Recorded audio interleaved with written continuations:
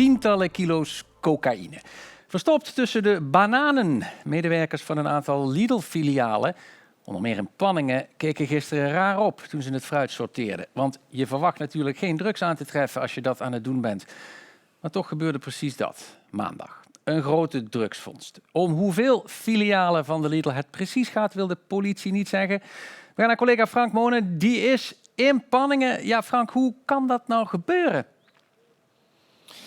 Ja, waarschijnlijk is in het distributieproces, Wouter, wat misgegaan. Want normaal gesproken worden die veelal natuurlijk in landen als Ecuador, Argentinië en zo worden die geproduceerd. Dan komen die drugs via de havens, vaak Antwerpen en Rotterdam, naar Nederland en ook België. En ja, dan worden ze normaal gesproken uit containers gehaald door zogenaamde uithalers.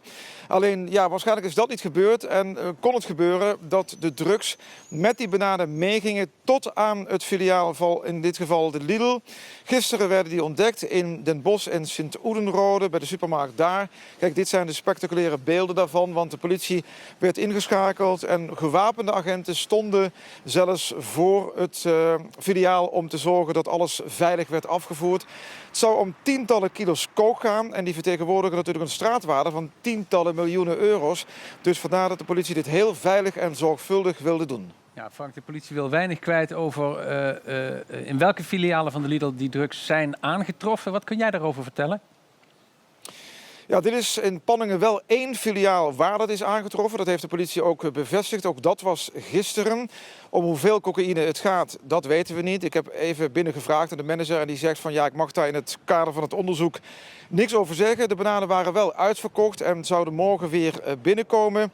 En mogelijk dat ze ook vanuit Weert hier naartoe zijn vervoerd, vanuit dat distributiecentrum.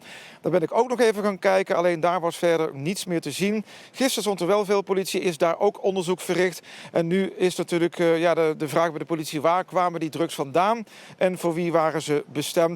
Nou ja, voordat we antwoorden op die vraag krijgen, zitten we wel een paar maandjes verder. Voorlopig zijn hier dus de bananen uitverkocht, maar morgen zijn ze er weer. Dankjewel, Frank Moonen vanuit Panningen.